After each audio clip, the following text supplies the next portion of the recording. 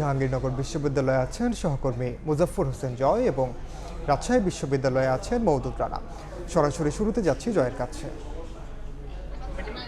আমি এই মুহূর্তে রয়েছি জাহাঙ্গীরনগর বিশ্ববিদ্যালয়ের মুরাদ চত্বরে। নির্বাচনের সময় যত ঘনিয়ে আসছে, আর আজকে বিকেলে জানেন যে বিকেল 4টা থেকে 5টা নাগাদ কিন্তু জাহাঙ্গীরনগর বিশ্ববিদ্যালয়ে খসড়া তালিকা প্রকাশ করা হবে।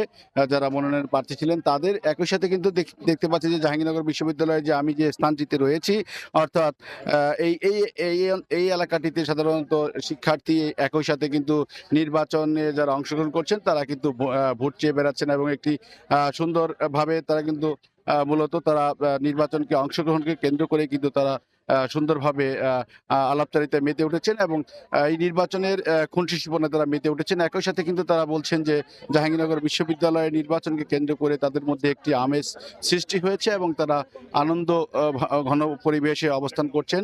তারা বলছেন যে জাহাঙ্গীরনগর বিশ্ববিদ্যালয়ে মূলত 11ই সেপ্টেম্বর যে নির্বাচনটি অনুষ্ঠিত হবে তার জন্য নিরাপত্তা নিশ্চিতের ক্ষেত্রে যে ধরনের ব্যবস্থা গ্রহণ করা দরকার প্রশাসনের পক্ষ থেকে, সেই ধরনের নিশ্চিত নিরাপত্তা ব্যবস্থা এখনো পর্যন্ত পাওয়া যায়নি। কিন্তু প্রশাসন বলছেন যে নির্বাচনকে কেন্দ্র করে কিন্তু তারা আইন শৃঙ্খলা বাহিনীর সদস্য সহ সেনাবাহিনী মোতায়েনের ব্যবস্থা করছেন, যার ফলে নিরাপত্তার কোনো ঘাটতি সেখানে থাকছে না বলে তারা জানিয়েছেন। একই সাথে তারা শিক্ষার্থীরা বলছেন যে যারা অছাত্র রয়েছেন তারা কিন্তু এখনো পর্যন্ত মূলত হলগুলো থেকে বাইরে বের হয়নি এবং একই সাথে কিন্তু হলগুলোতে তাদের অবস্থানকে কিন্তু মূলত নির্বাচনকে প্রশ্নবিদ্ধ করছে। একই সাথে কিন্তু জাহাঙ্গীরনগর বিশ্ববিদ্যালয়ে যে মূলত বহিরাগতদের আগমন তা মূলত ঘটেই চলেছে এবং যার ফলে কিন্তু নিরাপত্তা নিশ্চিত হচ্ছে না।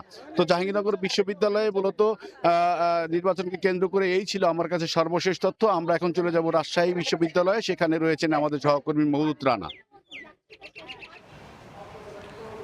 রাকসু নির্বাচন পেছানোর দাবিতে রাজশাহী বিশ্ববিদ্যালয়ে ছাত্রদলের নেতাকর্মীরা বিক্ষোভ মিছিল করেছেন, একই সাথে সমাবেশ করেছেন এবং একই সাথে উপাচার্যের দপ্তরে উপাচার্যের সাথে কথা বলেছেন এবং স্মারকলিপি প্রদান করেছেন এবং রাকসু নির্বাচন কমিশনারের সাথে দেখা করেছেন এবং তারা স্মারকলিপি প্রদান করেছেন। তাদের মূল যে 5টি দাবি রয়েছে সেখানে তারা বলছেন যে এই শিক্ষাবর্ষে অর্থাৎ 2024-25 শিক্ষাবর্ষে যারা ভর্তি হয়েছেন তাদেরকে ভোটার করতে হবে এবং একই সাথে যারা বিদেশে অবস্থান করছেন এই শিক্ষা প্রতিষ্ঠানের শিক্ষার্থী তাদেরকে ভোটার করতে হবে। অন্যদিকে যেসব ভোটাররা তালিকাভুক্ত হয়েছে তাদের ছবি তুলতে হবে, অর্থাৎ ছবিযুক্ত ভোটার তালিকা প্রকাশ করতে হবে।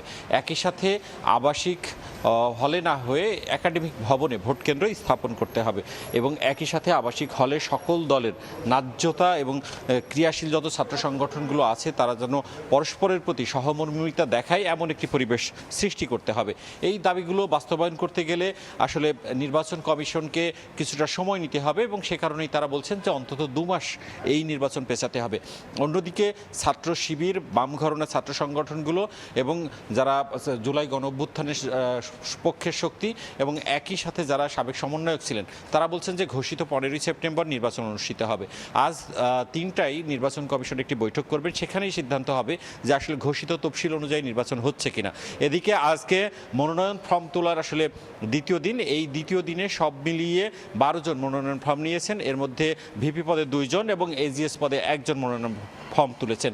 এই ছিল রাজশাহী বিশ্ববিদ্যালয় থেকে আমার কাছে সর্বশেষ। সরাসরি যুক্ত ছিলাম রাজশাহী বিশ্ববিদ্যালয়ে, এর আগে যুক্ত ছিলাম জাহাঙ্গীরনগর বিশ্ববিদ্যালয়ে।